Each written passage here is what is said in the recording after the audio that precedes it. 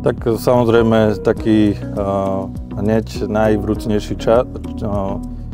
vzťah som si vytvoril určite k Shaolinu, pretože už od detstva som mal možnosť a šťastie trénovať čínske kung fu a práve z toho dôvodu bolo aj môjim snom sa jedného dňa dostať práve do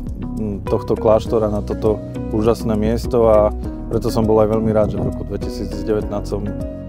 sa sem mohol dostať a samozrejme aj toto miesto mi prirastlo asi k srdcu najviac a samozrejme je spojené aj s čínskou kultúrou a všetkým tým, čo Čínu predstavuje, takže som veľmi rád, že práve toto miesto som mohol v živote vidieť a navštíviť. Tak samozrejme, ako sme v roku 2019 navštívili Denfeng, tak treba povedať, že odvtedy máme už spoločného veľa, pretože sa nám podarilo nadviazať spoluprácu práve s kláštorom Shaolin, no a samozrejme aj s predstaviteľmi mesta dohodnúť budúcu spoluprácu, na ktorej staviame, a dnes sa naši žiaci, naša verejnosť, ale aj naši seniori môžu u nás v meste učiť nielen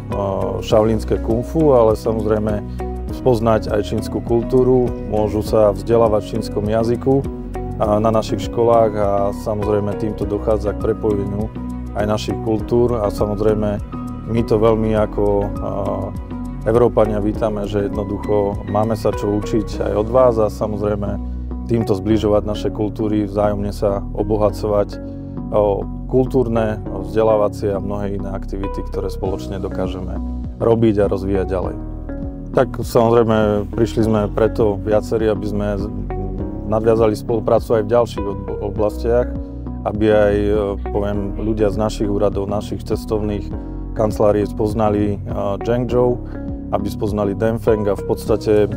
videli, čo všetko ste dokázali, čo všetko tu krásne máte, a samozrejme zároveň sme vás prišli pozvať a prezentovať aj našu kultúru, naše mesto, náš región Horehronie, no a budeme samozrejme veľmi radi, keď nás navštívite a budeme sa zároveň aj obohacovať v rámci našich výmen, či už vo vzdelávaní, kultúre alebo ďalších, a preto sa budeme snažiť prepájať a vytvárať priateľstva,